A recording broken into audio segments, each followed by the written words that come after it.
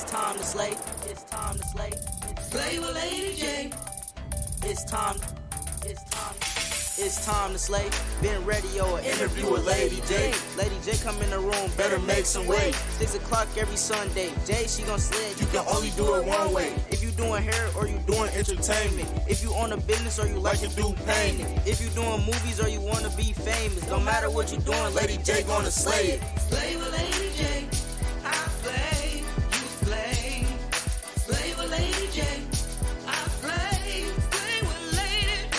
It's time to slay. Slay with Lady J. Slay with Lady J.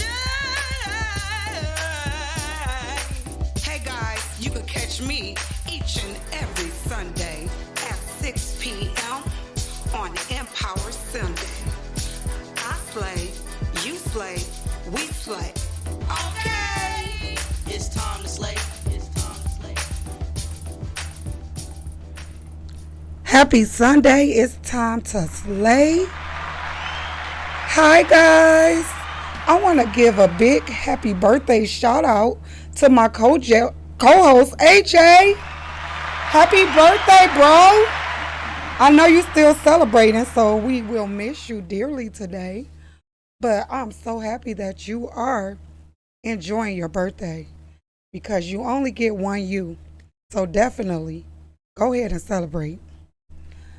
Today we got a special show for you. In the studio with me today, I have my guest co-host, Challis. Hey girl. Hello. How are you? I am well. How are you? Good. Awesome. Did you go to church today? You know what? We had church on Zoom. Okay. We had church on Zoom, and I wasn't even able to attend that. I'm sorry, but you know what? Next Sunday I'm gonna be in the building. I just had some things to do as a single mother. You gotta keep it moving. But Yes. you know what? I caught what I could. Okay, sometimes that's what you gotta do. You gotta just catch a glimpse sometimes. Absolutely. Well, I want to give you guys the national theme for today. Today is National Chocolate Pudding Day. It's National Coconut Day. And it's also National Beautician's Day. So if you are a beautician, shout out from Lady J.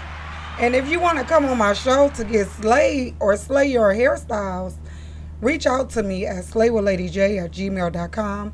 Again, that's slaywithladyj@gmail.com. I want to again especially shout out the beauticians because I am one myself.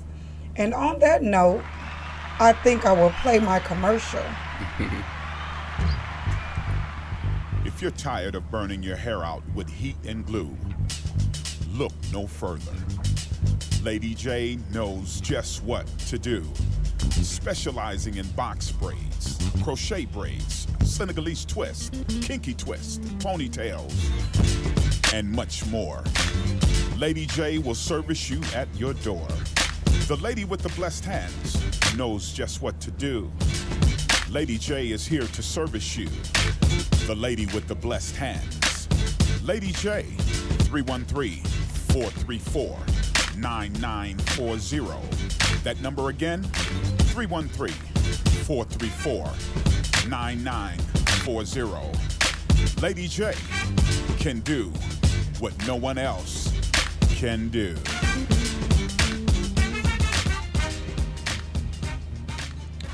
Again, I want to shout out all the beauticians. Today is National Beautician's Day. You guys rock because I'm telling you, I cannot go out the house with my hair looking any kind of way. I got to definitely have it done up some kind of way. And if I'm not doing it myself, I'm sitting in somebody's chair to get hooked up. So I want to shout you guys out again and tell you to keep up the great work.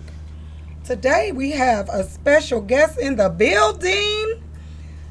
We have Wyatt Jones III. He is principal of Loyola High School, and he's also the author of this great book, The Urban Playbook. So we're going to talk about this book. We're going to just talk about him being a principal. But first, I just want to say hello to you, Wyatt. How are you? Thank you, and welcome to Slay with Lady J. Well, I appreciate having the opportunity to come today, give a little insight on what I would consider just be my time working with kids and be able to give a little bit to people. So yeah, thanks for having me. I'm glad to welcome you. We have a phone call. Hey, welcome to Slay with Lady J. Hello. Hey Jay, this is co-host AJ. Hey, AJ. Hey. Happy I want to give you birthday. guys a shout out. Thank you for the birthday shout out. And I am enjoying myself, and I do miss you today. But you know, I'll see you this week. No doubt about it. I want you to live it up because tomorrow is not promised. So enjoy yourself. And, every week I do forget stuff that I got to bring. But I do have a birthday cake for you, and I'll bring it to your house. I know. Yep, I'll catch up with you after the show. Absolutely. All right, I'll be tuning in, okay? Miss April Berry wanted to give you a special happy birthday. Happy birthday! Thank you, Miss April. Thank you so much. I appreciate it. I only do this to special people, so don't get used to it. All right, you ready? You ready? Happy birthday. Okay, I'm ready. To you. Happy birthday to you. Happy birthday, dear AJ. Happy birthday to you. Yes, honey. Thank you. Yes. Thank you so Now, much. Thank she you so have much. never Raises lied. just went up. She never lied because she don't do that. I never heard her sing it to nobody, okay? So. Hey, Lady J, the show has just been shut down. Okay. You just shut the show down. So, thank you so much, Miss April. But I'll let y'all get back. Enjoy the show. I'll be tuning in, okay? Thank you. All right, talk to you soon. Okay, so we're going to get back to our guest, Mr. Wyatt Jones. Tell us a little bit about yourself.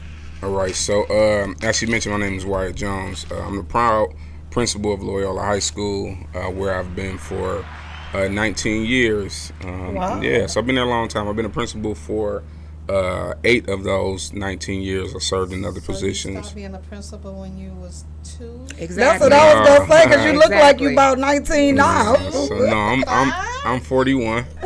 Congratulations You to started you. when you Yeah. was 7. Yeah, I started kind of young. Oh, okay. So, I was actually a student at Loyola. So I graduated from Loyola, went to college, and did some other things, and then came back. So, Nice to come back and give back. for sure. So education is definitely my ministry and my passion.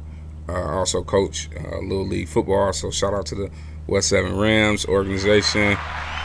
Shout out to the 10U team that I coach. So part of what we'll get into in the book is just my understanding of like how coaching and education can kind of go hand in hand.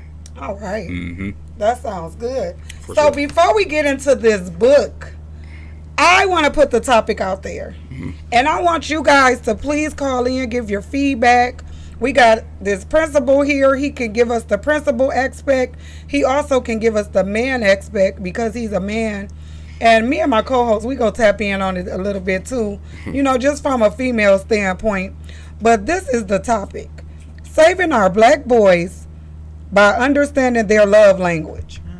Now for me, I'm going to tap into it right away. I really can't understand the black boy's love language because 1 minute, I'm going to give my example about my son. 1 minute he want to be under me, and then the next minute he don't want me saying nothing to him. He ignoring me. So I want to know, Wyatt, the first step of understanding their love language. All right, so I think it's a little complex in terms of really understanding our black boys, and part of it is it really depends on age. To be quite honest, our younger boys have that attachment to their mother, Yes. where their mother is absolutely everything to them in life, and as they get older, there is this kind of pull away from mom. And as we talk about a little bit, it has to be done strategically because as they pull away from mom, there can be a dynamic change where if you don't do it, they start looking at mom as like now they're equal. You know what I'm saying? So they become 14 and they go away from mom to, is mom my equal? Is mom kind of like my girlfriend? And that's how does mom interact with him is important too. So there's a lot of dynamics that go in that in terms of, is there a male in the household? So, a lot of pieces that we can unpack. And I'm right at that 14-year-old age with my son, so I think this is great. This is a great time for this topic. For sure. A great time for this show. So I see this point at 14 where he's kind of pulling away now. For sure. And so just to also mention, I've been a mentor since probably 2000, but I've had an official nonprofit since 2012 called Dream Chasers Mentoring Group. So we mentor boys 7 to 17 in character development and academic opportunities and things like that. So, it's significant to have some male role model in their life who can kind of help guide them. Absolutely. And we'll talk about what guidance look like. I think guidance is not what we think it is. So, it's important to kind of understand that aspect too. Okay. Isn't clingy by their choice?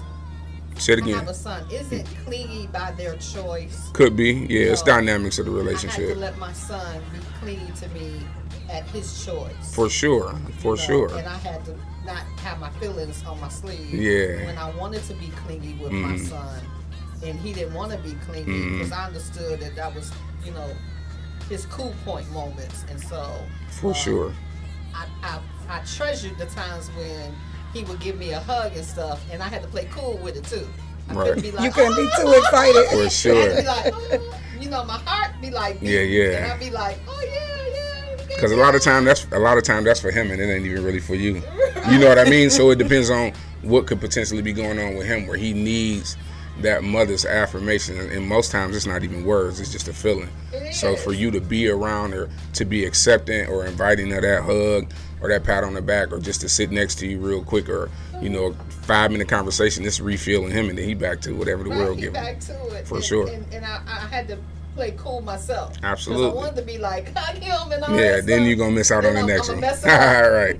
So I had to be like, oh, thank you. It's definitely a process. It's for so sure. Nice of you. Yeah.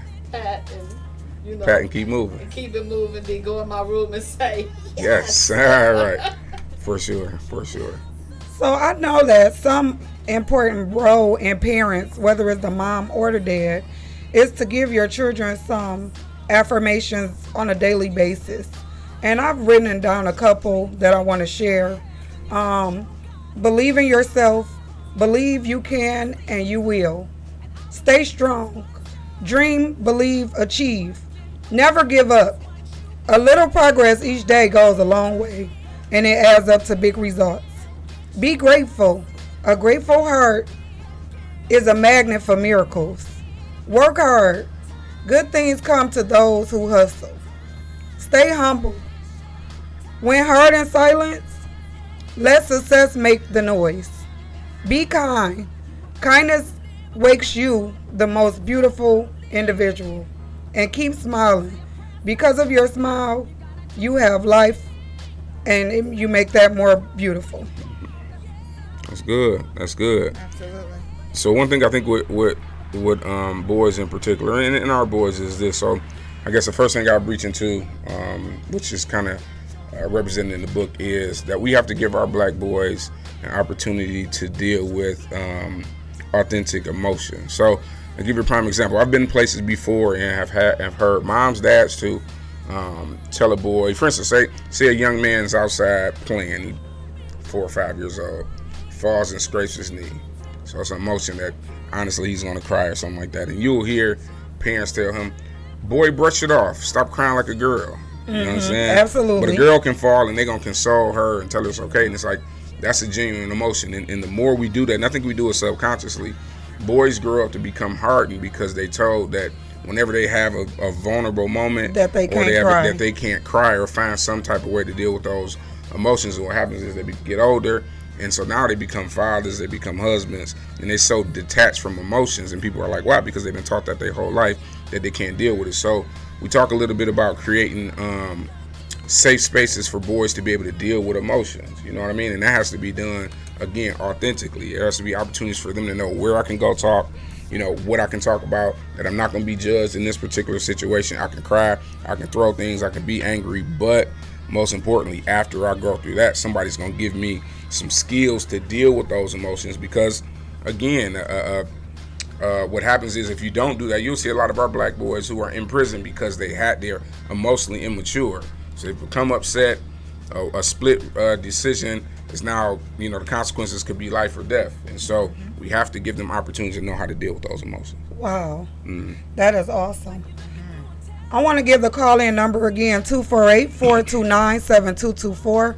I'm here with Wyatt Jones, principal of Loyola High School, and we are having a great discussion today with this topic, saving our black boys by understanding their love language. And one key point that we just talked about is when a boy fall and hurt himself, he might have a big sore, scrape, whatever. Us as parents, the first thing that we do is tell them, oh, stop crying like a girl. So now we are molding them to keep their emotions on the inside. Yeah, it creates kind of toxic masculinity where we feel like only crying is for girls, and it just kind of creates that. So what we do is we bring in individuals who have kind of been through that situation. So I got a lot of friends and cousins and everything else who have been through the system and other things where they weren't able to deal with emotions. Say, listen, this is the result of it. Like, these are decisions that they made. Unfortunately, they paid the consequence for it. But, God provided them opportunity to make, amends to that and still be around, So you want to give them in situations where they got to be comfortable with being uncomfortable. You know what I mean? Because if we can do that earlier in life, then they build the fortitude to be able to deal with it when they're grown men. Wow. Yeah, for sure. And isn't that true in regards to men? Because I remember one of my best friends, he's one of my best friends, he went through relationships, and when he finally realized that there was something lacking in him that extended from his childhood, because he never experienced his father giving him a hug.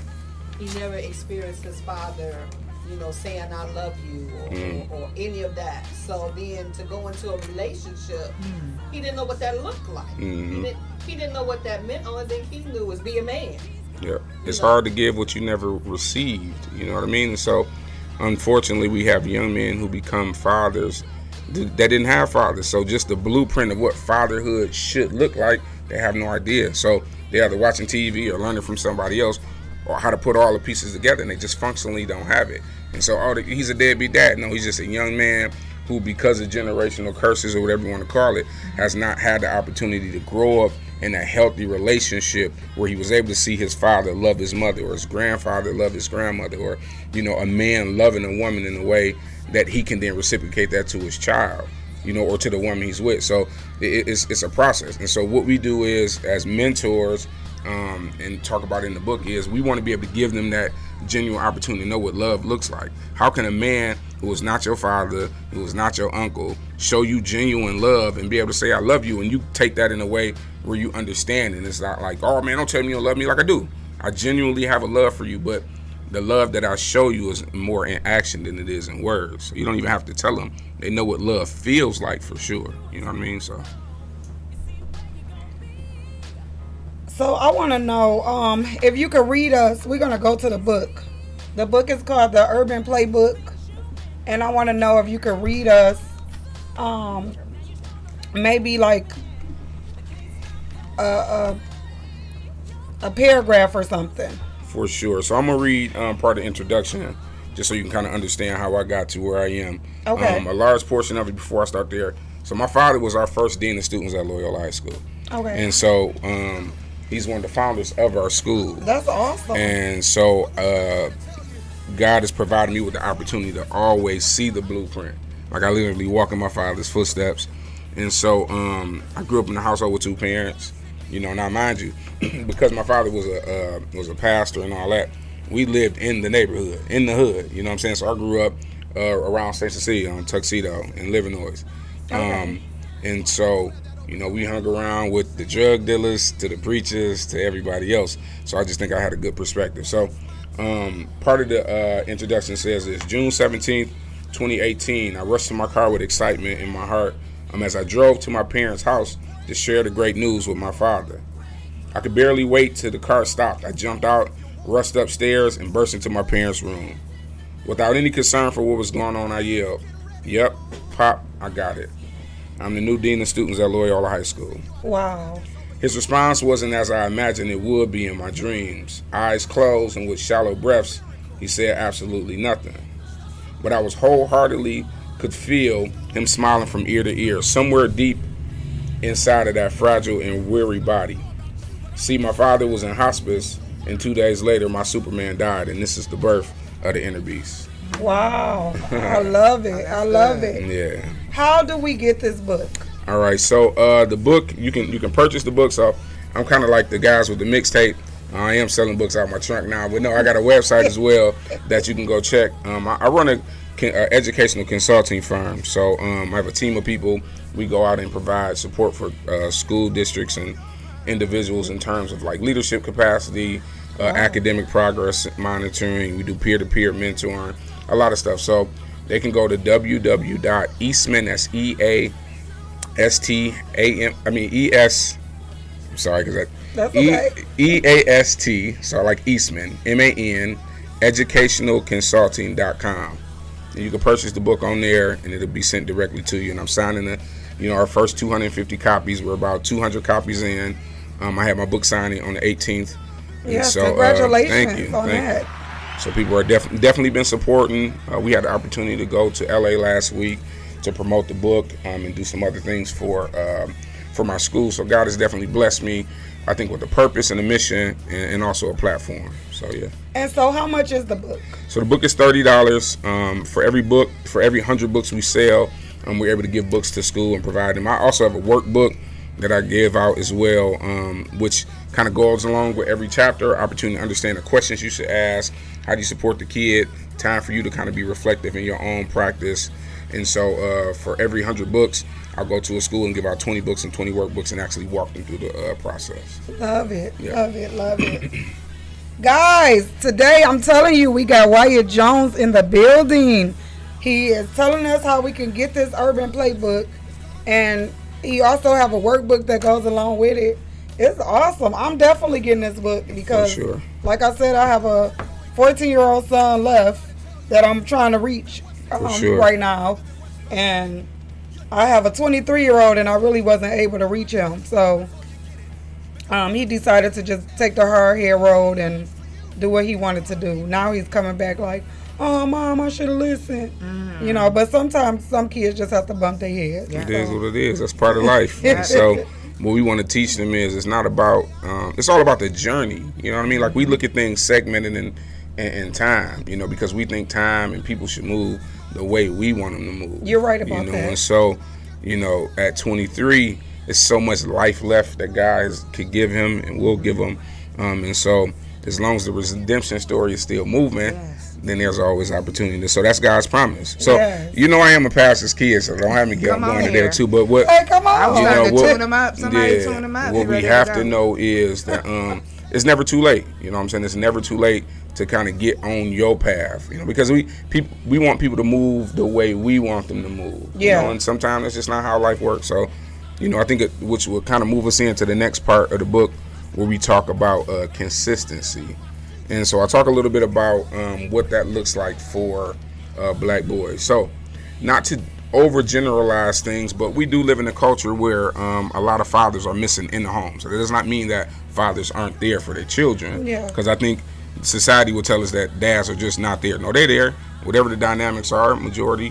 You know, but then we do have some boys who just don't have that father figure in their life. That's true. And so when they're growing up and looking for that, what's going to happen is, as parents, if you don't find ways to get your son in front of somebody who is reliable and a role model, they're going to find it somewhere. So it might be the drug dealer on the street.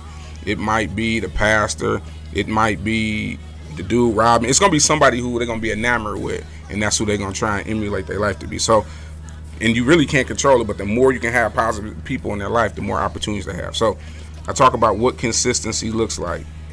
If you're gonna be a mentor or somebody who's in a young man's life, what you say got to be, your word got to be bond. Okay. And so, for instance, I have kids who play sports, and that's always kind of my connection to them. Because they love sports. Yeah, and whether they're good or not, it's not even, it don't matter. If my kid having a basketball game and I say, hey John, I'm gonna come to your game, unless something going on, that need to be my priority.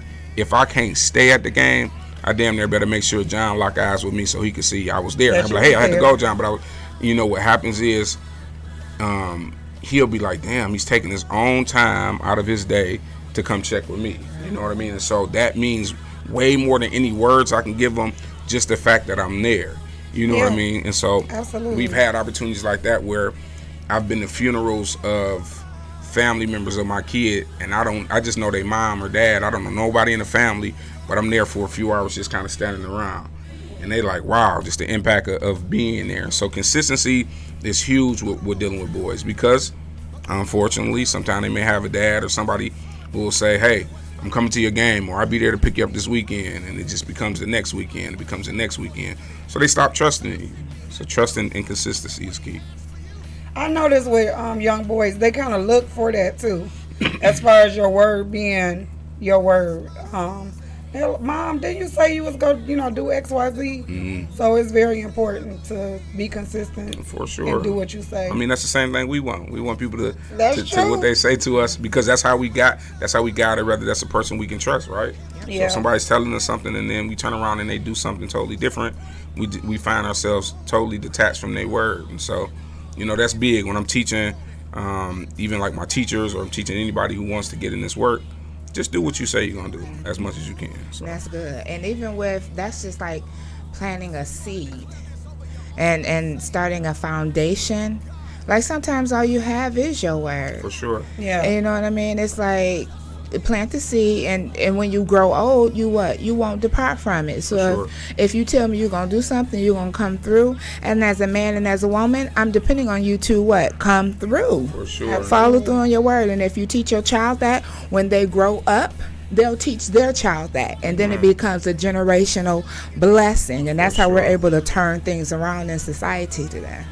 That's a great concept. I think what we teach is, if I can get you on surface level to trust in the words that I say based on the actions that I provide, that's how we build. Now I can ask for a certain level of accountability from you, because I'm like, listen, I'm holding my end up, and that's how we get like academic success and behavioral success, because it's like, listen, I'm there when I say I'm there, so now I need you to hold your end of the bargain. And that's how we start to build a rapport and start to put an action plan in place and incrementally build from there. So yeah, for sure.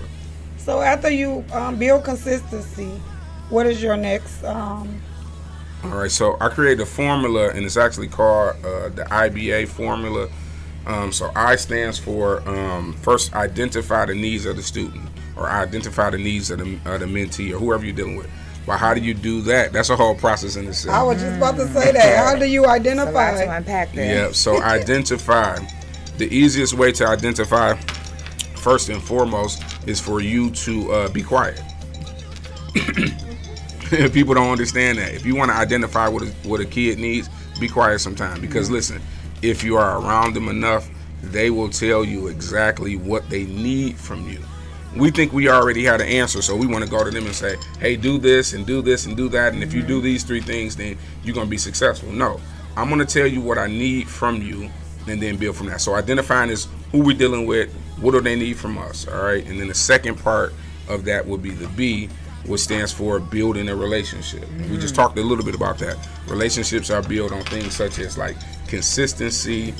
They built on building a rapport and understanding of mutual respect. And I'll get to. I'm on my show. Yeah, we'll get to the mutual respect part in a minute, because that's a whole piece in itself about what respect looks like. And then finally, it's the A, and A stands for being accountable, holding them accountable. How do we assess what success looks like? And how do I assist them in that process? And we can unpack and go through all 3 of those parts, but all 3 of those together, you can't have one without the other, is the formula that I think creates success.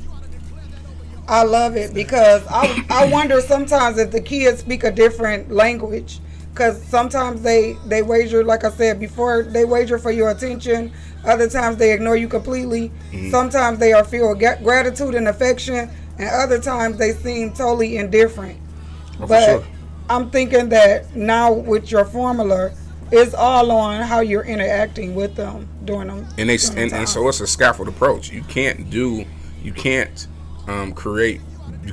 relationships without identifying what they need. And you can't assess them if you don't know who you're dealing with. So you literally got to go IBA in order to build that. And then once you have that foundation, I think you can put literally put anything on top of there. That's Go good. with it. Yeah. And realizing every child is different. Absolutely. You can't handle every situation the same. No. You know what I mean? Like James ain't the same as Jack. You know what I mean? Even if For they are sure. twins and came out 2 minutes apart. Guess what? They still have two different identities, and you have to handle them differently. There's some likes and there's some similarities. However, their journeys are going to be totally different, and you have to identify that first. And I heard someone say every male is the same, but every man is different. For sure. And when I heard that, I was like, wow, that just about solved 80% of my concerns with the male, gender. Like, really, like, okay, so every male is the same, but every man is different. That just really hit hard for me when I understood that. Absolutely. Yeah, and these are tips. You got to realize, just as she said, these are just tips that could help.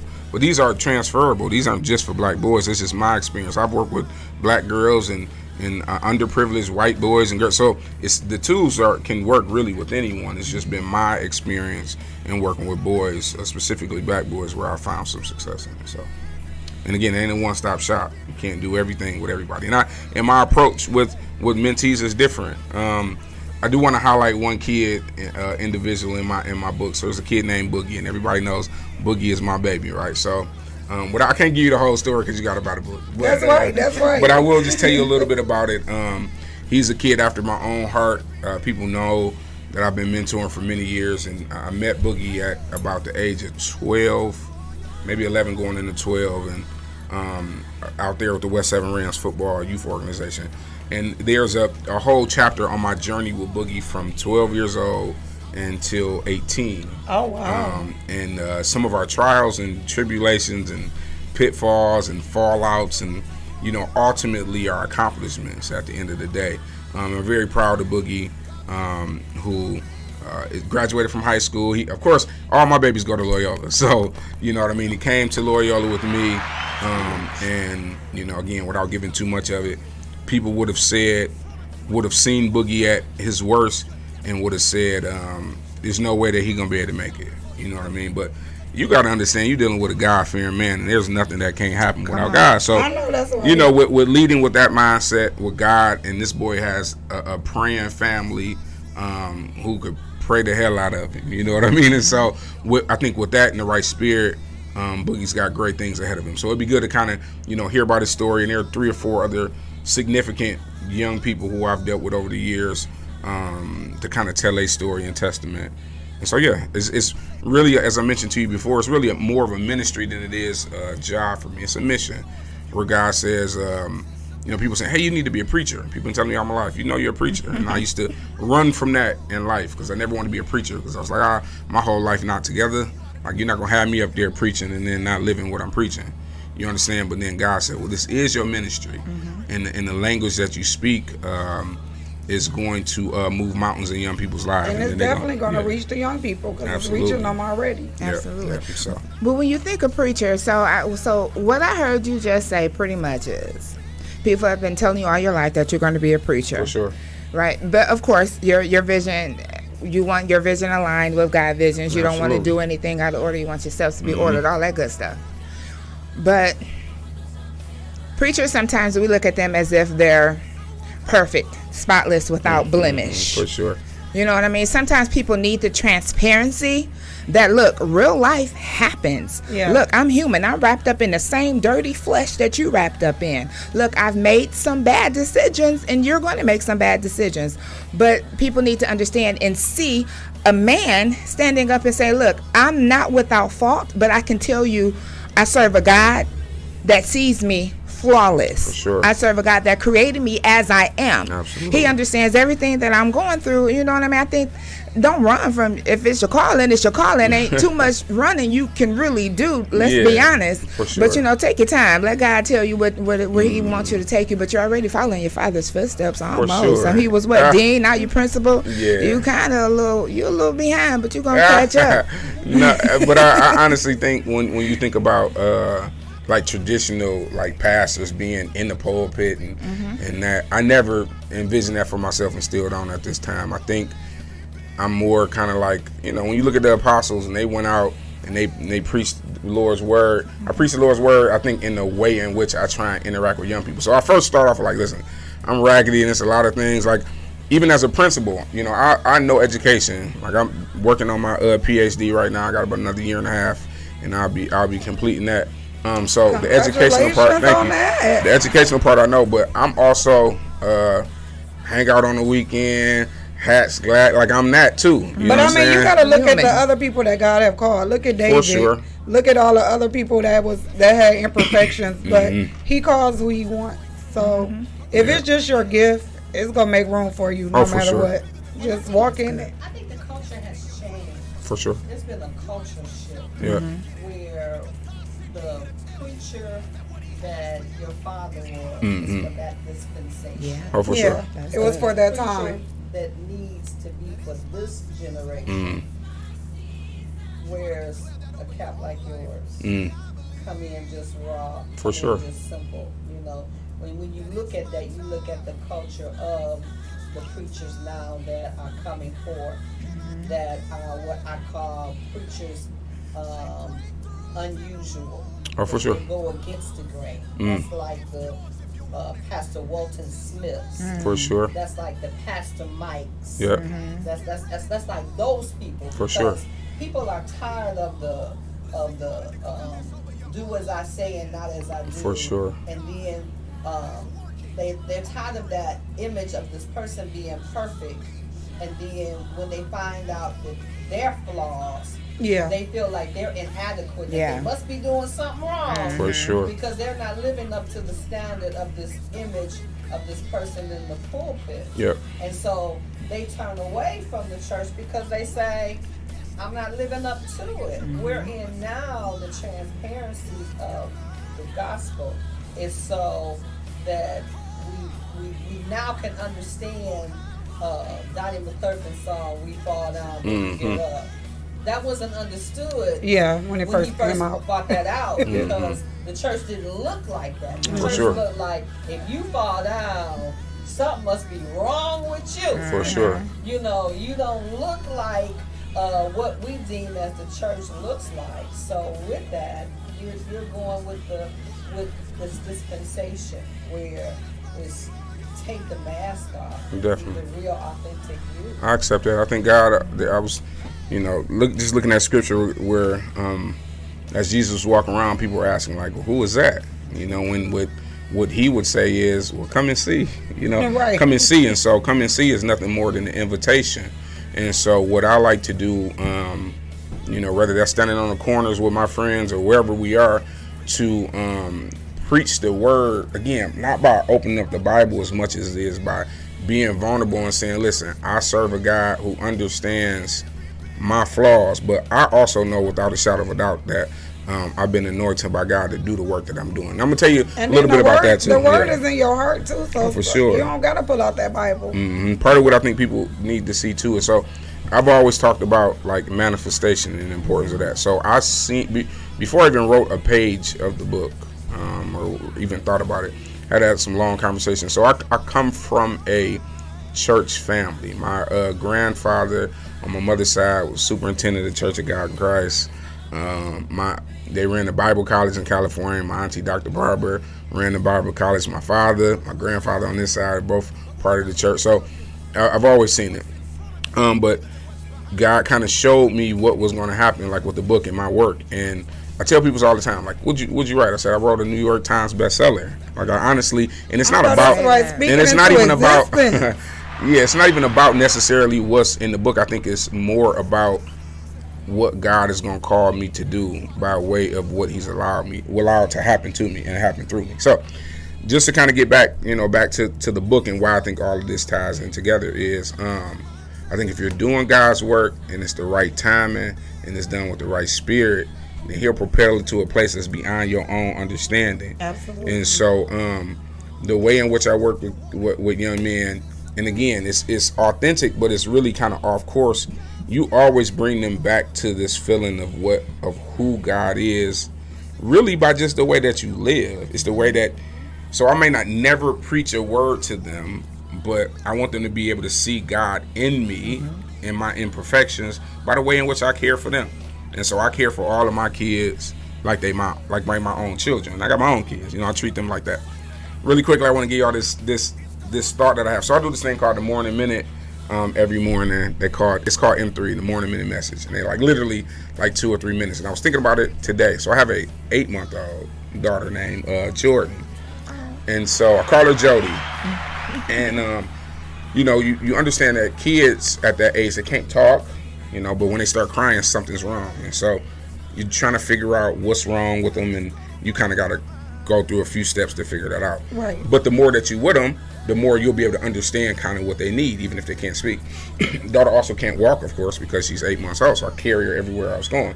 And so God had gave me this word saying, hey, you know, when we are at our worst, or we have situations in our lives that we can't explain to other people, we come to God, and God can help us understand that. But even when we don't have the words to say, when we are more closer to God, just like your child, he understands what's wrong and can help fix that.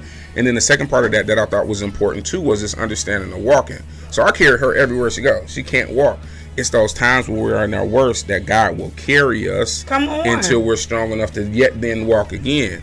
And so it was like sometime in my spiritual growth and living in life, I'm just like an infant, where I come to God because I'm overwhelmed and I don't have it, and God understands the language that I speak.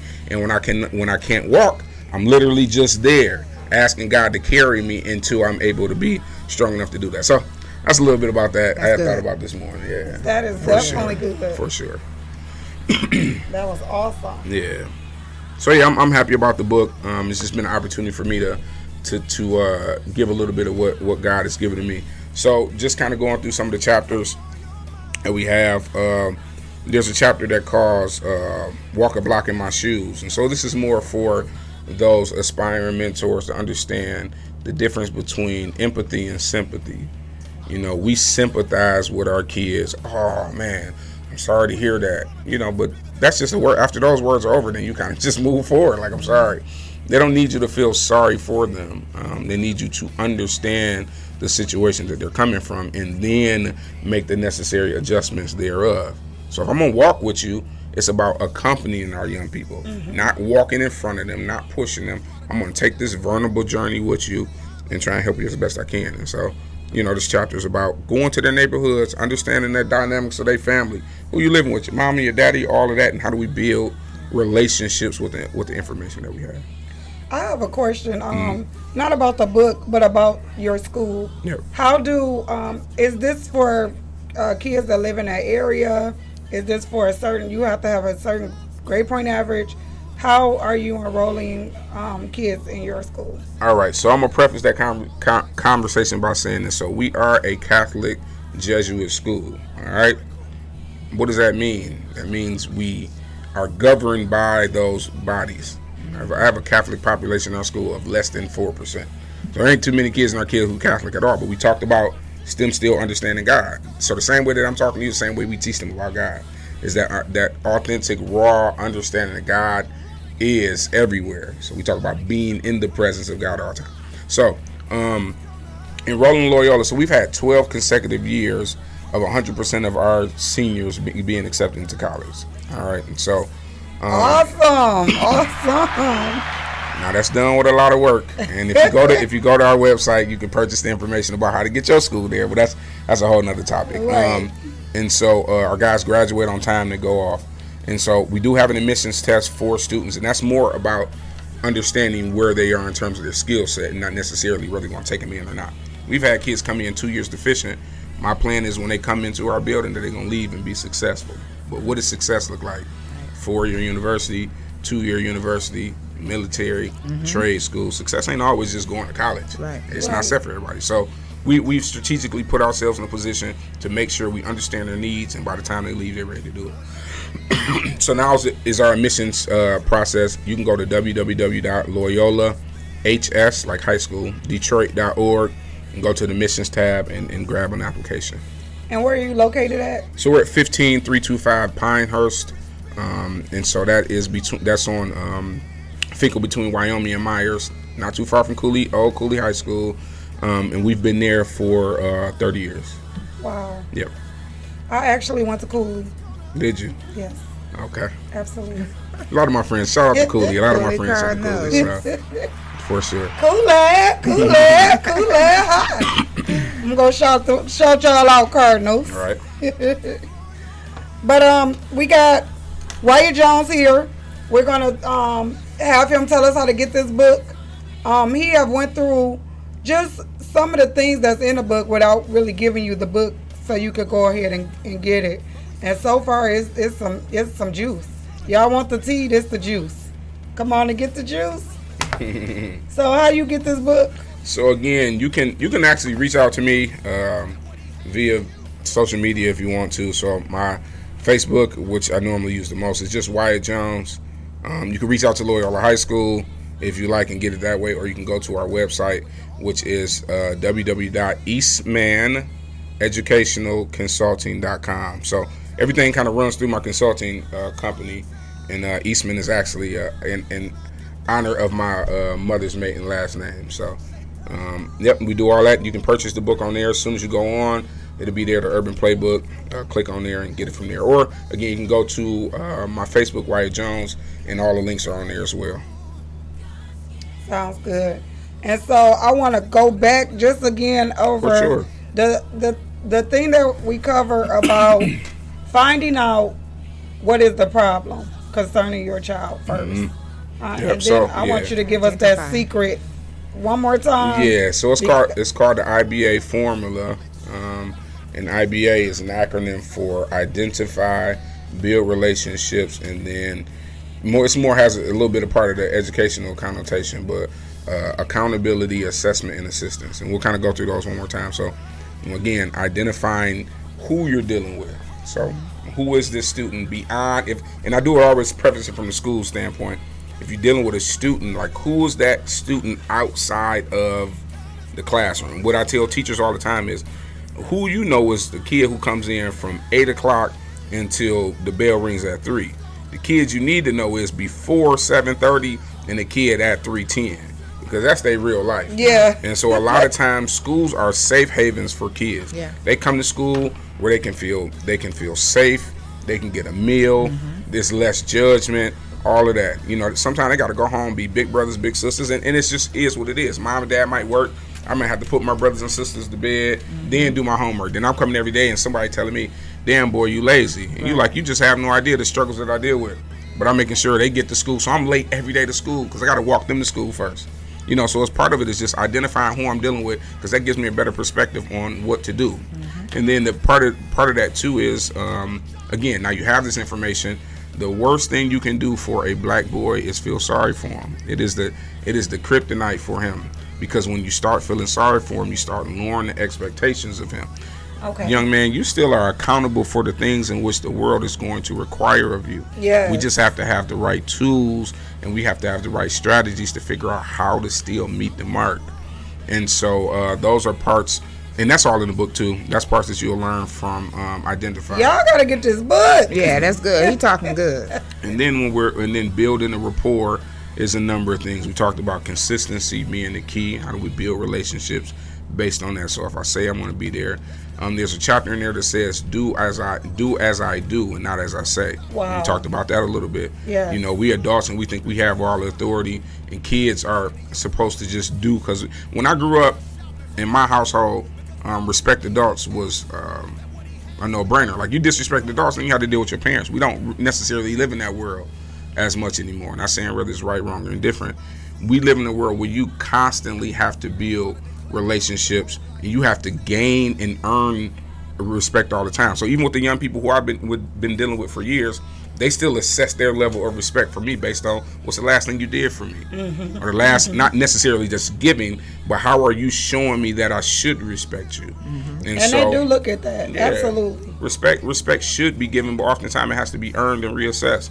So we talk about the reason why a lot of things work with me and my young kids in my program and in my school is because, so I tell them all the time, I don't have to flex to you that I'm the principal. Come on. Everybody in the building know I have the power.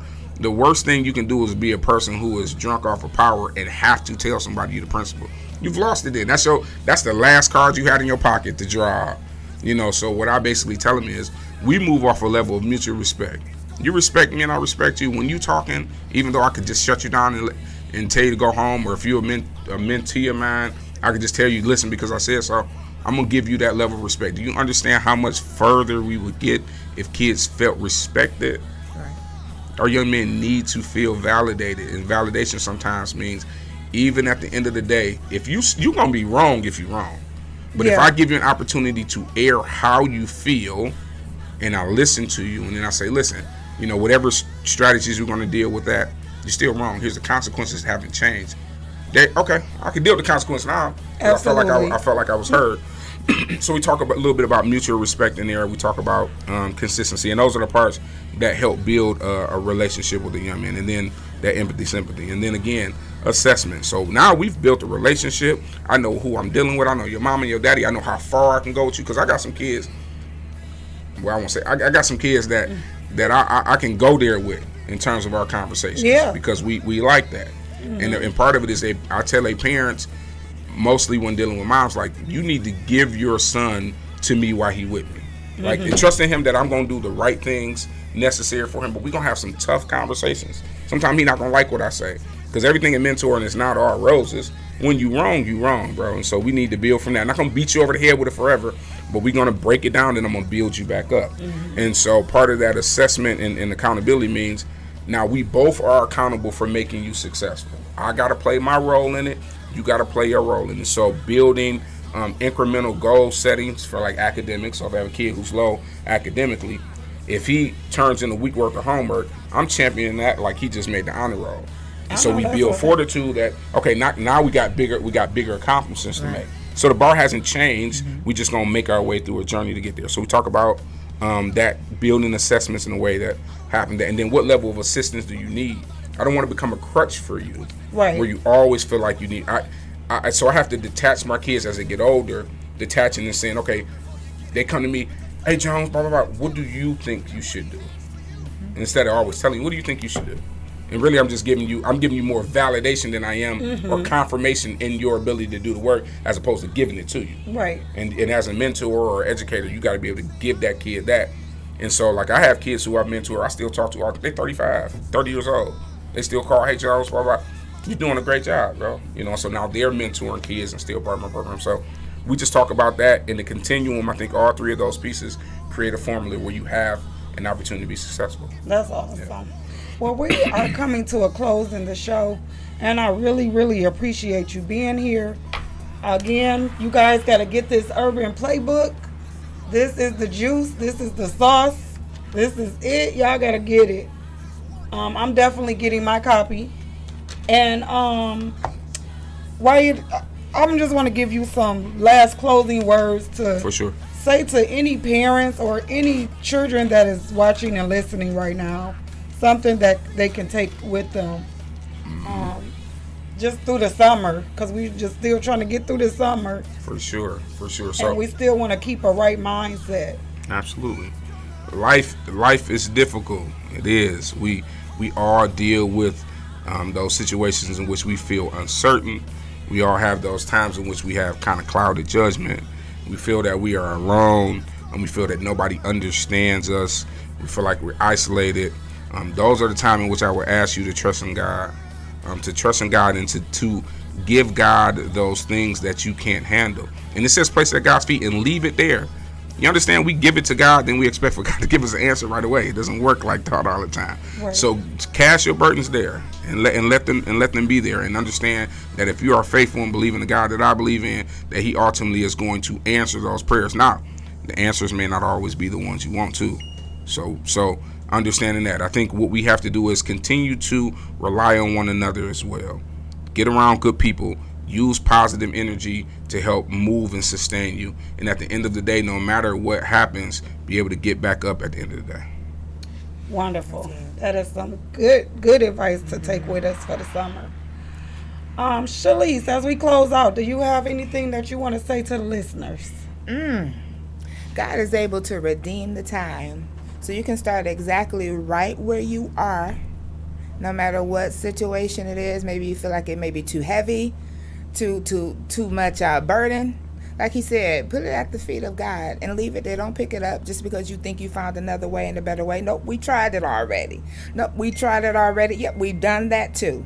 Leave it there and let God handle it. And it's never too late. Start right where you are. Yes. And I just want to thank you guys for tuning in. I want to thank my guest co-host Challis. Thank you for coming. Thank you. Thank you, Wyatt, for gracing us with all of your knowledge I appreciate in this it. book. And I just want to leave you guys with this for the week. Your smile is your logo. Your personality is your business card. And how you leave others feeling after having an experience with you becomes your trademark. That's right. You guys have a good rest of your Sunday. And I'll talk to you guys next week. Slay with Lady J. It's time to slay. It's time to slay. Slay with Lady J. It's time. It's time. It's time to slay. Been radio, an interview with Lady J. Lady J come in the room, better make some way. 6 o'clock every Sunday. Jay, she gon' slay. You can only do it one way. If you doing hair or you doing entertainment. If you own a business or you like to do painting. If you doing movies or you wanna be famous. Don't matter.